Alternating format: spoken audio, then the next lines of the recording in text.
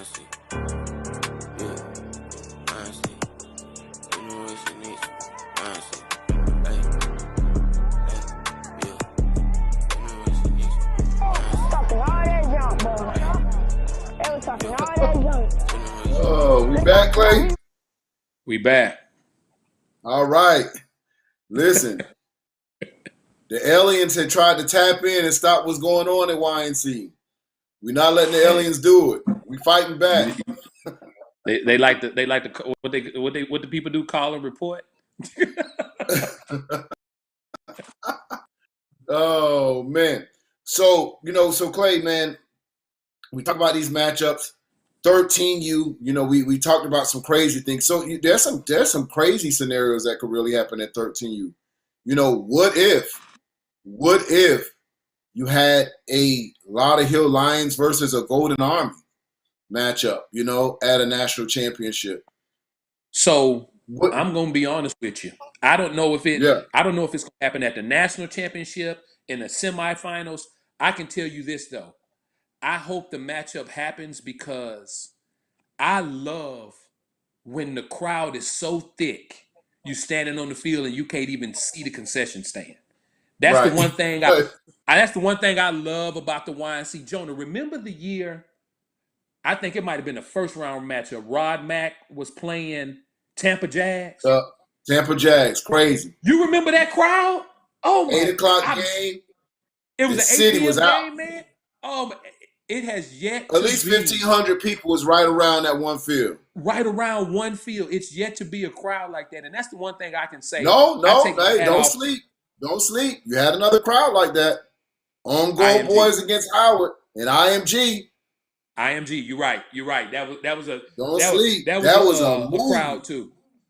That was Blaze taking on Mello and those boys. That was a crazy game. And that's why I take my hat off to South Florida, man. They support youth football like no other. But I tell you, one of the biggest crowds was when Coach P from Welcome All Panthers took on Rod Mack. That was a crazy game. The crowd was in the bathroom after the game. The crowd was in the bathroom after the game when they was divvying up the winnings. That was the crowd. That was the crowd. That was crazy. That was crazy. Hey, but then the game against Georgia, I think they were the Georgia Seminoles then, which was Coach Mike and Coach Larry O against Coach Butter. They were up 24 to 7. And Butter 24 to 7 at the half. Oh yeah, that was crazy. Man, that talking about crazy. 2 Negroes that were sick. Larry got on a live and a wife beater with a cigarette. and some Hennessy. That nigga had a bottle of Hennessy, a cigarette, and a wife beater. Real talk. I remember that. Hey, Jonah and them cheated us, man. Bro, Jonah. Jonah. Nigga, I'm in the booth. Hey, the Seminoles was winning that game. I went out because I forget. I had to go run to the front for something. I came back. I got me a hot dog. As soon as I bit into that hole, I looked at the scoreboard. I said, "What the fuck?"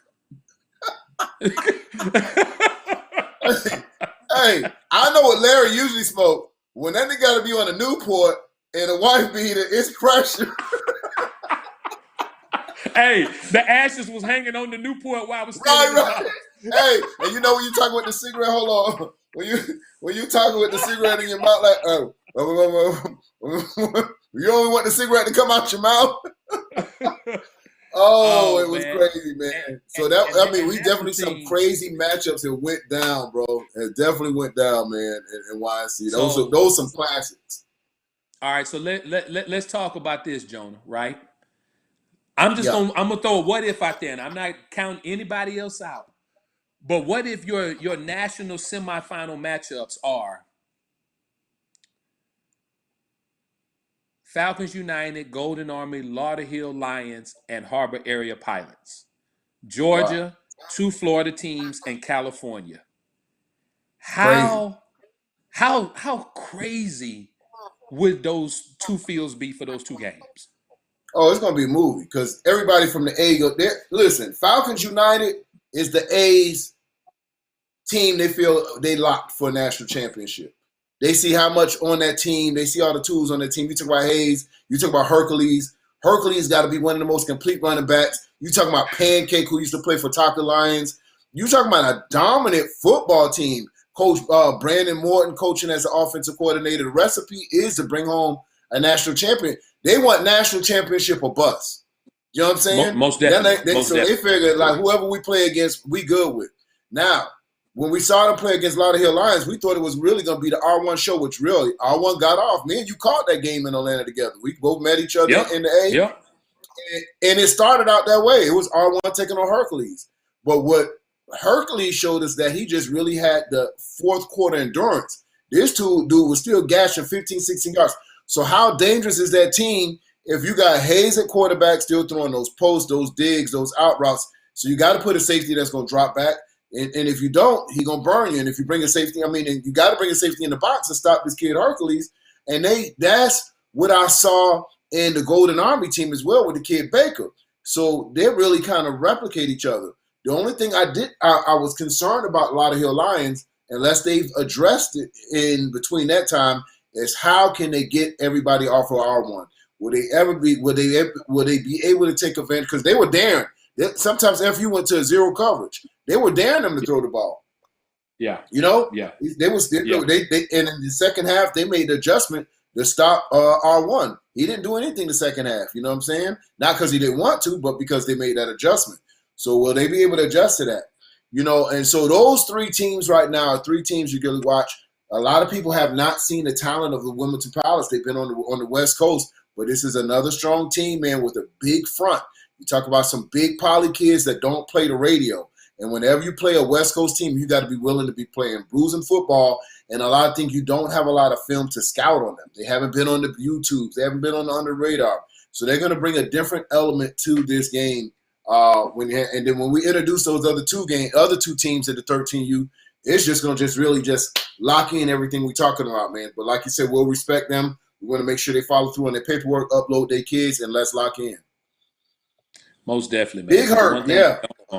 The one thing you don't want is put that pressure on them, because there's a couple different things, man. And I should have talked about this before we started unleashing some of these teams, because, you know, once you unleash the teams, people start running off. But guys, if you are a coach or a team mom and you plan to be one of the 10 people on the sidelines, all right, the background check is available in Zorts. Go into your Zorts profile. You can upload your background check. That background check you do strictly with that company. We don't see any of your information. You pay the $12, and then they will upload the background check in for it. As of yet, I've yet to be called about a suspicious background that they need my approval on. So that's a good thing, right? That's a good thing. So make sure you get that done. If you look in your Zorts app and you don't see the background check, then you need to update your Zorts app. Just, you know, depending on your type of phone, uninstall it and reinstall it, or just update it, and then it should be available next time you log in. Also, guys, I'm going to reiterate this, and please try to understand. Not only is this a YNC rule, but this is also a rule that was put in place by the law enforcement, both at Wellington, on what we felt like was going to be the safest thing to do. It's been a lot of things that's happened in youth football this year, and we want to make sure that we make this the safest event as possible. I know some of you guys have 14 coaches. I know some of you guys got 10 coaches and 2 team moms. Some of you guys got 12 coaches, 2 team moms, 4 water boys, and 2 ball boys. Listen, we're only going to allow 10 people on the field, right? And we're so strict by this rule, because if it gets out of hand, the police chief has already said they are going to stop the event. So 10 people on the sideline, head coaches, pick your 10 most important people, all right? And again, I've never had a staff of 14 coaches, so maybe I don't understand the benefit of it. But I do think that 10 coaches is ample enough to get the job done. And if you've got some other coaches, you want to put them up there in the press box so they can hear Jonah commentating while they try to coach, that's fine. I don't have a problem with that. You know, but we're only going to allow 10 on the sideline. It makes it safer for everybody else on the field, and it makes it a lot easier. For staff to be able to control the field, and referees to control the field if something happens. You know, so with that being said, guys, get in Zords and get that done, because all 10 are going to have to be listed in Zords. All 10 are going to have background checks, right? From the president of your league and organization all the way down to the ball boy. If they're going to be on the sideline in some sort of non-player capacity, they've got to have a background check, guys. So, go ahead and let's get that done. Absolutely. So yeah, man. So that wraps it up for Division I. We'll talk about Division II, and then we'll also cap those couple of teams that are waiting to get their little final things done. And we're gonna talk about the cheerleaders next week. Next week, we're gonna give those 8 teams. We're gonna give those 8 teams for the cheer battle. But this year's a little different because this is the first year where we are requiring complete coaches' backgrounds, and so until that's done, we can't really count or lock you in as a team. So, hey, listen, we're going to get it done as a community. You know what I'm saying? We want to keep the event very safe for everybody.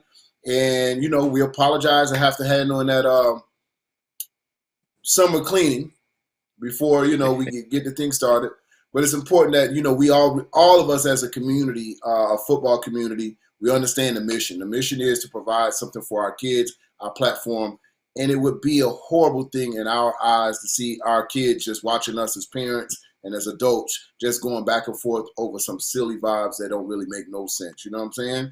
So if to all the other youth national championships going out there, man, we wish y'all the best of luck. We support y'all. Y'all need anything from us, any help on the end, we always available to you.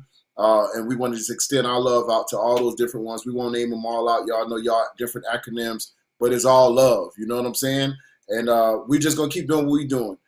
What we strive for is to look every year at YNC. We should be better than what we was before. Our jury should look different. Our prizes should look different. Our event should look different. And then that's how we compete with ourselves. Our competition is ourselves. When Clay and I and our partners wake up in the morning, that's who we compete against. So if we will admit, we competitors. So we try to get better each year. So when you see this right there in the background, we never had that before, you understand what I'm saying? But we got it now, and I can guarantee you next year, baby, it might not just be a spinning medallion. We might have a freaking football player running through that thing, you know what I'm saying? So we just want to set the bar year in and year out and just keep growing. And one thing you can definitely count on at the Youth National Championships, the production is going to be crazy. Our replays, instant replays, red flag challenge, live streaming is like, y'all already know what the live stream, y'all already know what AG do, you know what I'm saying? So AG coming down for the 2 weeks, D1, D2, all of our production will be on staff. We're adding a flying drone into production this year so we can be on top of those plays. But yeah, it's gonna be crazy, and that's what you should expect our level to be set every year, for the bar to go up every year. And it should be, y'all should feel like y'all participated in like a collegiate event. The production should be collegiate, the trophy should be collegiate, y'all prizes should be collegiate. That's what we are, you know what I'm saying? And most importantly, you'll get down here on Monday to register, check in. Tuesday, Wednesday, Thursday is gonna be games. And on Friday, media day for y'all. So they're on your schedule. Everybody's got your schedule. When you can flash that schedule on the screen, that you know what's going on. But most important, we want to stop everything we're doing at YNC. And those 2 teams that's going to be facing off for the national championships going to get all the love. Coach is going to come up on the podium. Players, and we're going to treat it just like if y'all was playing in the national championship for Division I football in college. Y'all going to get the media vibe, and all of our media partners, just not under the radar, not just Generation X, but the several of the media partners that's being invited to the YNC will be all there to give your kids all the questions. Because, look, everybody in training what we feel in YNC. So let's get our babies ready for the next level. We're going to get them ready for their media answers. We're going to give them ready for the media questions. We're going to get it ready for them now. So by the time they get and they playing for Florida State or Georgia or whatever college, they're going to be like, man, we did this in the YNC. When I was 11, 12 years old, this is a piece of cake. You feel me? So as a community, man, we're going to play our part. We're going to do our part. You know what I'm saying? When we introduced that at IMG, man, and we didn't do it last year, man, I honestly felt like it was a portion that we needed to bring back. So talk to Jonah, made sure that we can make it happen. And that's why we're doing it, because that's the most important part, man. I hate, as a black man, when I see other young, gifted black athletes on whether they get interviewed or they're speaking on TV, and they don't know how to answer questions. They don't know how to conduct themselves. the sooner we can teach our kids how to handle talking in front of people, I think the brighter future we can paint for them, man. So for me, this is a big part of the development piece that the YNC is embodying besides just football, and iced out chains and a crystal ball and music videos and all the battle swag. This has a lot to do with their personal development, man, and it's something that I'm super happy that we were able to get back in the mix on.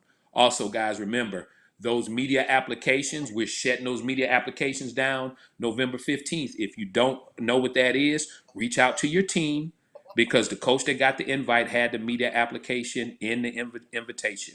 That media application needs to be emailed back. Jonah will go through his due diligence. He'll approve it. Just know, if you get an approval, part of your approval requires that you have to be at media day and help cover these babies. Whether if your team is in the championship or not, you are responsible for being at media day and pushing that media day out on social media. So make sure you understand that before you agree or send in an application to be part of the media event. Right. We want that media day to be the biggest thing on earth for these kids. We want these kids to be able to look back on it from about 5 years, 10 years from now. So if you want, we'll give you access to get on the field, to get them highlights and all that. But like Clay said, part of that, you need to be there to support them babies on media day, 100%. And not just come there with your camera and mac it off. Our team will be making sure you getting that on the platform for these babies to get them on out, man. So, and Clay talking from experience, he has a very articulate son. His son plays at West Point. And if you don't know college football, West Point is not okay, I'm going to just play football. Your academics have to be just as well as your athletic prowess. So he's talking from experience, and so we want to make sure we reflect it. Youth football is not the end game for these babies. It is not the end game. A national championship on the youth level is not the youth game. We consider us being the building block. So our block got to be the strongest block on the block. You understand what I'm saying? So just y'all tie in with us. Y'all just think it's bigger than just football for us, but we want to come in as community and keep that in your mind when y'all come down here and y'all want to light up at the game, or you just may have a different intent. Remember, this is not about Clay. This is not about Jonah. This is not about the coaches. This event is about the babies. You know what I'm saying? This is their time to shine. They earned this all year. Don't steal it from these babies, man. 100%. Because let me tell you something about Palm Beach Sheriff Department. Clay can't save you. I can't save you. Once they latch on, it's pretty much a wrap. You going for that week. Oh. Your mama ain't going to see you. He said you going for that not going to see you. They going to put you in federal witness reprogramming. So Pelican Bay. Don't come down lockdown. They're going to lock you down. Palm Beach Sheriff Department is not. Look, I'm telling you, I'm warning you. You don't want it. You do not want it. Them people coming out with K9s and shit. Do not get bit in the ass because you wanted to act a fool. Please don't. Yeah. I forgot to tell y'all. Yeah, they go ahead of K9s. My bad. Please don't. Don't go nowhere. Do not go home with a bite mark in your ass because you came back here tripping, bro. It ain't worth it, man. Let's keep it a buck. You feel me? So, man, we appreciate y'all locking in with us, man, this week, this show. You got majority of the D1s. We will be going ahead and releasing it next week on the D2 release. And listen, what I will tell you about D2, it's an absolute movie. Clay and I was never more surprised than because we had hesitations and reservations about D2 because us as a society, we hear the word D2 and you think it lesser than the other. College, oh man, they don't play D1 football, or they don't play D2. So, we kind of felt with that stigma like, man, D2 going to struggle. Oh my God, no. D2 took off like a wildfire, man. So we're about to lock that down, and D2 is not only did it take off, but the quality of teams in D2 is bananas. And that's what we're so proud about, man. We didn't want to have a D2, and one thing at YNT, we want to make sure we never associate ourselves with trying to water down our product. That was our main concern. How could we pull off D2 to service more kids and more teams with maintaining our level of competition? And I got to tell you, we were successful pulling that off. Well, the biggest thing for me, Jonah, is literally, and before you got on, AG can tell you, because me and him was just setting up for the show, I had a coach from Division II call me, and he was very thankful for the opportunity, right? So he was talking about how they had took a bad loss in the preseason because his best kids was in during track. But since track season, he's been undefeated. But everybody's been talking down on him because of that loss back in the beginning of August. Right. And that he was very thankful for this Division II invite, so now he can show everybody how good he really is, man. So with stuff like that, man, that really kind of opened my eyes to, like, you know what, this Division II move was definitely the right move. Yeah, absolutely, man. So great move. We excited for next week. We thank y'all for locking in with us at Rankins Uncut, and of course we're gonna go out on this outro with my man Michi. Of course, I'm Jonah Willett, my man Clayton Guillory, and Al on the ones and twos. We'll see y'all soon down here in South Florida. Y'all keep it locked till next week right here on Rankins Uncut.